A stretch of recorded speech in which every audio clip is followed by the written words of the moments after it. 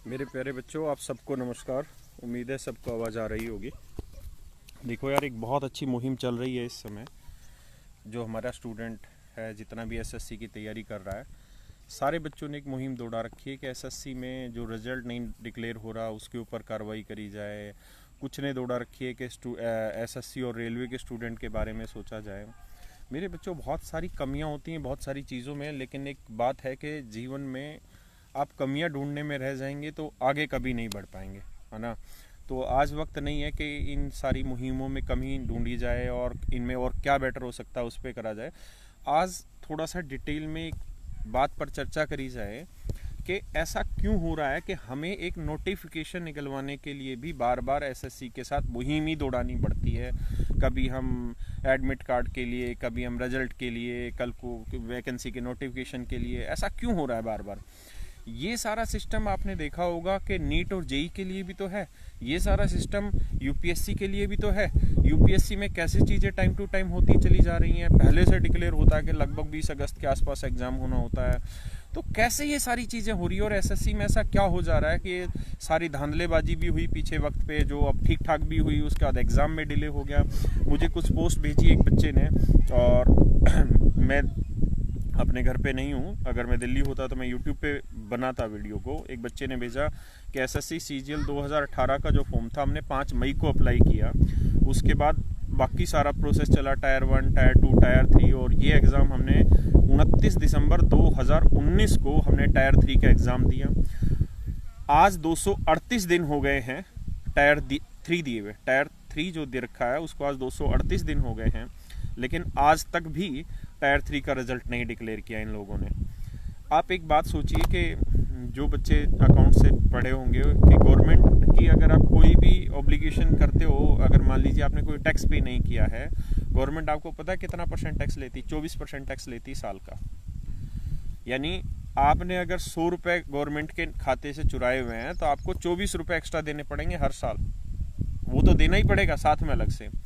तो भाई मेरा एक सवाल ये भी था कि रेलवे एनटीपीसी के लिए जो 2019 चुनाव से पहले बच्चों को काटा गया, और उसमें मेरे को सुनने में आया है, जैसे बाकी टीचर्स ने बोला और बच्चों ने जो रिपोर्टें भेजी है, कि करीबन 2-2.5 करोड़ बच्चों ने अपीयर हुए हैं उसके अंदर, और उसमें 400-500 जो भी फीस रही होगी वो फीस भी बच्चों ने पे की।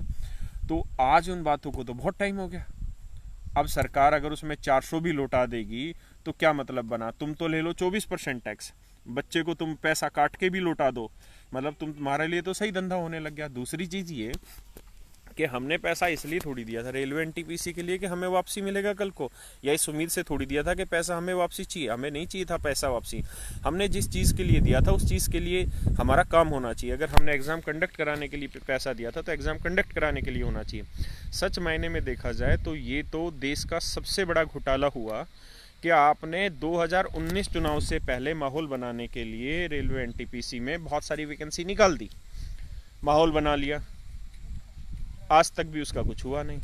मतलब ये तो आपने सच मायने में, मतलब भारत देश के चुनाव को ही आपने मैनिपुलेट कर दिया, स्टूडेंट को ही मैनिपुलेट कर दिया पूरी तरीके से। दूसरी बात ये दोस्तों कि मेरा अब यहाँ पे आपके साथ सुझाव ये है कि 3-4 चीज़ों पे काम करिए। और देखिए, एक बात तो आपको समझनी पड़ेगी कि नीट और जेई वाली अगर मैं कहानी बताऊँ तो ये इतनी आसान नहीं थी जितनी आज आसान है। जैसे आज चीज़ें प्रॉपर हो जा रही हैं, इतना प्रॉपर पहले नहीं होती थी। भाई कैसे ये प्रॉपर होगी? बहुत सारे बच्चों के पेरेंट्स ने बहुत बलिदान दिया है, उन्होंने बहुत बड़े लेवल पे आंदोलन भी करे हैं, तब जाके आज ऐसा हो रहा है कि नीट और जेई का एग्ज़ाम टाइम पे कंडक्ट करा रहे हैं। और उसके लिए अभी आप देख ही रहे हैं, करंट में राजनीति चलने लग रही है। मेरे भाई, देश में 50 एग्ज़ाम होते थे मेडिकल के और इसके जेई के। ये तो बच्चों ने मिलके, उनके पेरेंट्स ने मिलके मुहिम चलाई, तब जाके ये कामयाब हुए हैं आज। यूपीएससी कैसे प्रॉपर तरीके से चल रहा है? क्योंकि यूपीएससी के बच्चे इनकी खाट खड़ी कर देते हैं 2 दिन में, ठीक है। एसएससी के बच्चे के साथ क्या दिक्कत है? बच्चा बहुत है, लेकिन कोई एसएससी रिजल्ट के लिए लगा लेता है ट्विटर कैंपेन, कोई अपने पर्सनल एजेंडे के लिए ट्विटर कैंपेन चलवा देगा, कोई चला देगा तुम्हारा एसएससी स्टूडेंट और रेलवे स्टूडेंट के लिए। सोचिए भाई, एक बात बताओ, हमारा ये काम थोड़ी है। हमारा ये काम थोड़ी हम ट्विटर पे चलाए, हमने वोट दिया तुमको, हमने एग्जाम की फीस जमा करी, क्रेडिबिलिटी क्या रही फिर तुम्हारी। अब भाई मेरे सुझाव यहाँ पे ये है कि हम आज जो मुहिम चलाएं ना, वो हम ना चलाएं रिजल्ट के लिए, ना हम चलाएं बाइकआउट इसके लिए उसके लिए। कारण क्या है, रिजल्ट आना है भाई। मान लो 40 लाख बच्चों ने फार्म भरा, प्री तो ये साले ले लेते हैं टाइम पे। क्यों? प्री में ही भीड़ होती है, वो 40 लाख बच्चों में से भीड़ छट लेती है, फिर बचते हैं 1.5-2 लाख रुपए ना, 1.5 लाख बच्चे। उन 1.5-2 लाख बच्चों में मेंस दे लेते हैं, मेंस देने के बाद बहुत कम बचते हैं, फिर टायर 3 के साथ तो और कम बचते हैं।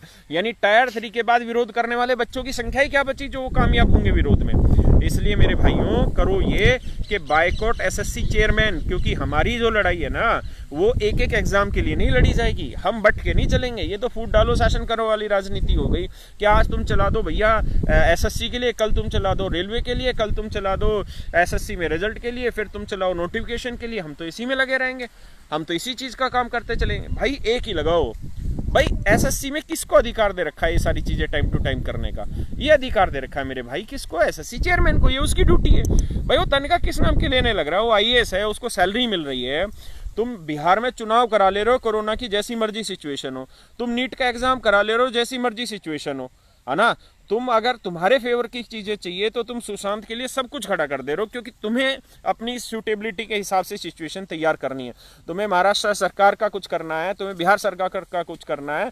कोरोना के अंदर जयपुर में, राजस्थान में सरकारें गिराने के पूरे प्रोग्राम बैठा दिए गए। इसी कोरोना के दौरान मध्य प्रदेश में सरकारें गिरा दी गई, लेकिन स्टूडेंट के लिए नहीं सोच रही गवर्नमेंट। तो भाई ये गवर्नमेंट तो मतलब घटिया से घटिया लेवल पे जा चुकी है।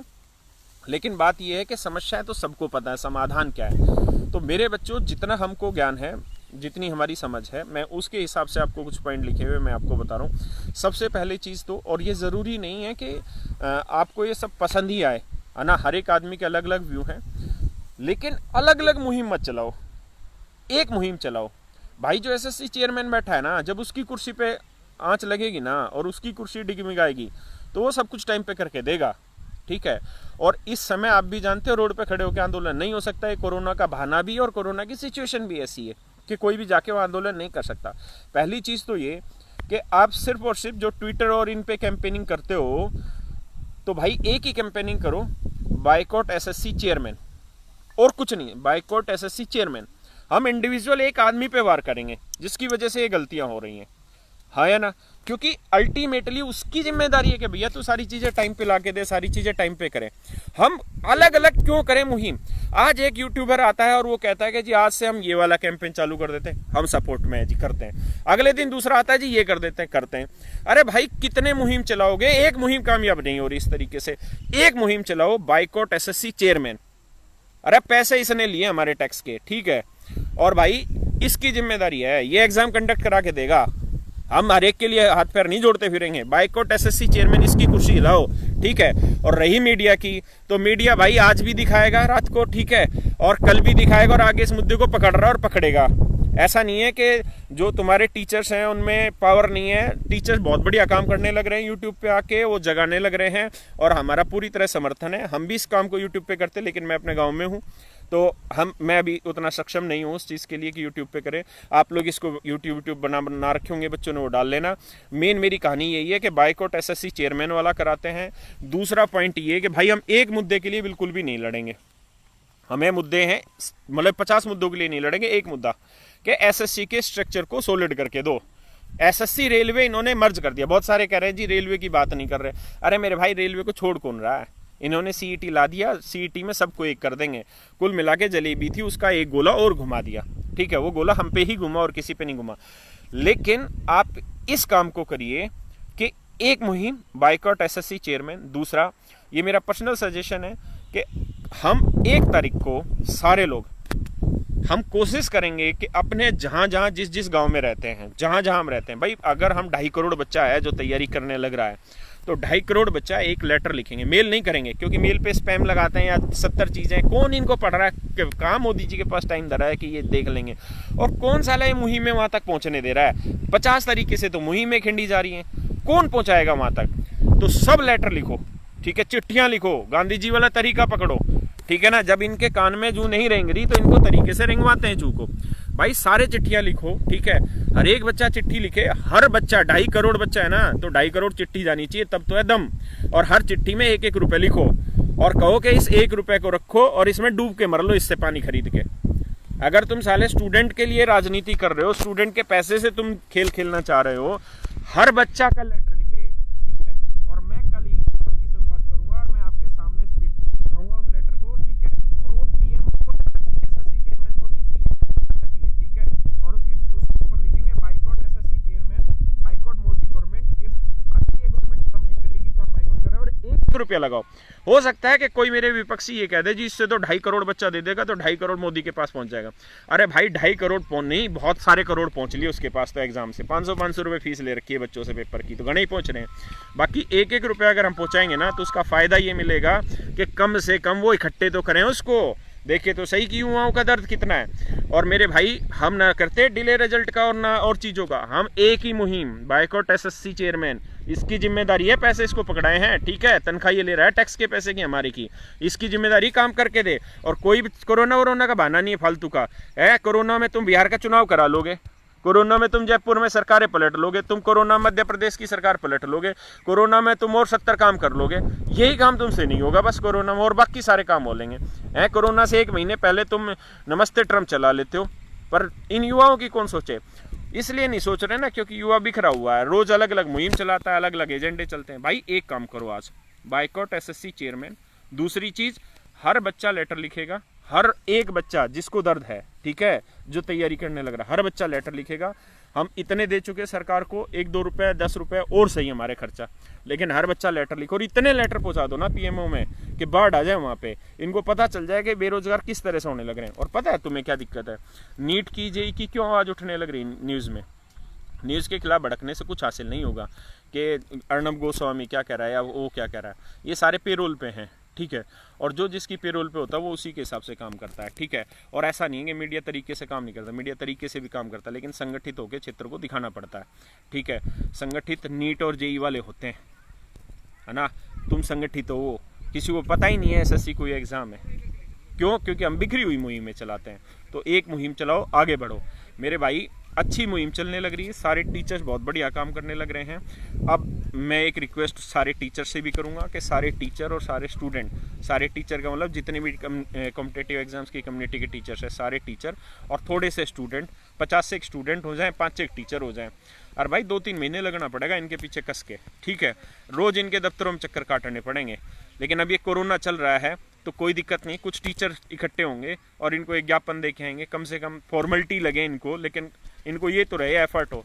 बस टीचर के साथ एक ही दिक्कत है कि अगर टीचर जाता है ना इनके पास, तो ये तो इनके दिमाग में एक ही चीज़ आती है जो हमारी एक सीनियर फैकल्टी ने कही भी थी कि इनको ये लगता है कि यार ये तो अपनी दुकान चमकाने आ रहे हैं, इनको ये लगता है दुकान चमकाने आ रहे हैं, जबकि इनको पता ही नहीं है ये चीज़ का कि भाई इस रिजल्ट से और इनसे इनकी दुकान नहीं चमकने वाली, है ना। बच्चे को तैयारी करनी है, इस देश में हर बच्चा पढ़ना चाहता है, अगर तुम सही माहौल दोगे पढ़ेगा, ठीक है।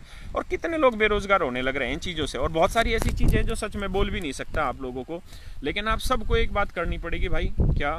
बाइकआउट एसएससी चेयरमैन करना पड़ेगा, हर एक बच्चे को लेटर लिखना पड़ेगा, मोदी सरकार को, पीएमओ को लेटर भेजना है ताकि इनके कान खड़े हो रहे, इनको पता चल जाए कि बच्चा बहुत सारा है, ठीक है मेरी बात। दूसरी चीज़ ये भाई मेरे कि गवर्नमेंट की बहुत सारी पॉलिसी हैं जो हमारे अगेंस्ट चलने लग रही हैं, और ये बीजेपी गवर्नमेंट है। आप अगर ये सोच रहे हैं ना बहुत तानाशाही से इसके सामने काम कर लिया जाएगा, तो इसके सामने तानाशाही से काम नहीं चलेगा। अब तो एक कोरोना का बहाना है, दूसरा जब से ये आई है, जब से आप खुद देख लीजिए कितने आंदोलन पैदा हुए और कितने आंदोलन कब खत्म हो गए पता भी नहीं चला। दिल्ली में कब अन्ना हजारे आंदोलन करने बैठा था और कब उठ गया पता ही नहीं चला। तो मेरे भाई ऐसा है, ये डिजिटली बहुत ज़्यादा समझाते हैं, इनको डिजिटली समझाते हैं, ठीक है, और कुछ गांधीवादी तरीका अपनाओ लेटर वाला।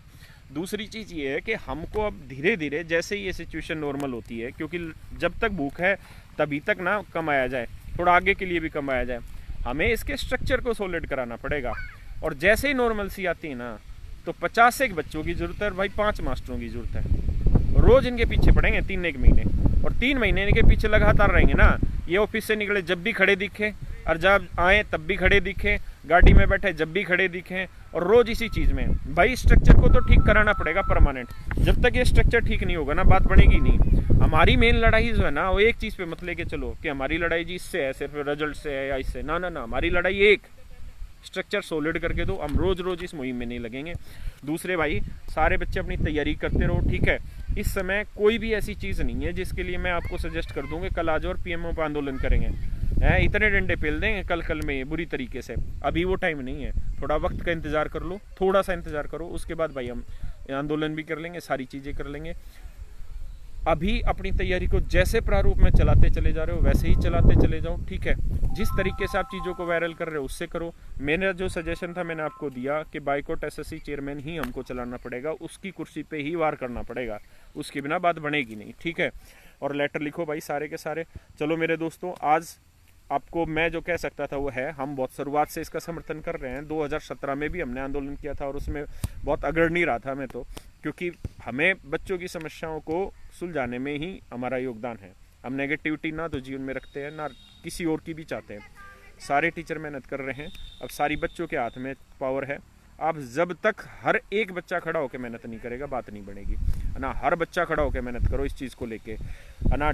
इस वाली मुहिम को इतना दौड़ा दो, बाइकॉट एसएससी चेयरमैन वाली को और इसको लेटर वाली को, कि इनको पता चल जाए क्या हाँ यार इतनी स्ट्रेंथ इन बच्चों की है। जब हमारे पास इतनी स्ट्रेंथ है, हम 2.5 करोड़ को कमजोरी क्यों समझ रहे हैं? 2.5 करोड़ बच्चा ताकत क्यों नहीं है हमारी? ये तो बहुत बड़ी ताकत है भाई, हर तरीके से ताकत है हमारी। सरकार को चुनाव में भी हमारी ताकत की जरूरत पड़ेगी, सरकार को गवर्नमेंट में को देश में माहौल बनाने के लिए भी हमारी जरूरत पड़ेगी। और भाई आत्मनिर्भर हम सारे हैं, ठीक है। सारी सरकार प्राइवेट से चला दोगे क्या? रेलवे सारी प्राइवेट करके चला लोगे क्या, है ना? और फिर तुम तो क्यों टेंशन ले रहे हो? फिर तो सारी जगह हम भी प्राइवेट दौड़ा लेंगे। तो परेशान ना हो, एक ही काम करते हैं, बाइकॉट एसएससी चेयरमैन। और कोई मुहिम नहीं, सिर्फ एक मुहिम, बाइकॉट एसएससी चेयरमैन। सारे मिलके बोलो एक बार, बाइकॉट एसएससी चेयरमैन। इसकी कुर्सी हिलानी है, क्योंकि काम इसका है। और ये कोई बहाना नहीं है कि कोरोना की वजह से रिजल्ट नहीं दे रहे। तुम्हारे हाथों में कोरोना होने लग रहा है, मेहंदी लगा के आ रहे हो जो कोरोना हो जाएगा तुम्हारे हाथों, पेपर चेक करने में बकवास करते हैं। बाइक कति खींच के मीटर लो, ठीक है। और एक क्या मुहिम दौड़ाओ, दूसरी मुहिम नहीं, बाइकॉट एसएससी चेयरमैन। फिर से बोलो सारे, बाइकॉट एसएससी चेयरमैन। चलो मेरे भाइयों, मुहिम को आगे तेज रखो। और हम इसमें आगे भी पहले से समर्थन में है, 2017 से ये आवाज उठाते आ रहे हैं, आज भी उठा रहे हैं, आगे भी उठाएंगे। जितने हमारे साथी हैं उन सब का धन्यवाद जो इस मुहिम में आगे बढ़ रहे हैं और आगे जुड़ रहे हैं। लेकिन सबसे एक ही रिक्वेस्ट है, एक ही एजेंडा लेके चलोगे तो कामयाब है। अगर तुम रोज 10-10 नए कैंपेन दौड़ाओगे ना, हर एक यूट्यूबर, तो तुम कुछ नहीं कर रहे हो। मैं कहना नहीं चाहता हूँ चीजों को नेगेटिविटी, हम गलत दिशा में चले जा रहे। एक चलाओ ना भाई। जिम्मेदारी किसकी? जिम्मेदारी एसएससी चेयरमैन की।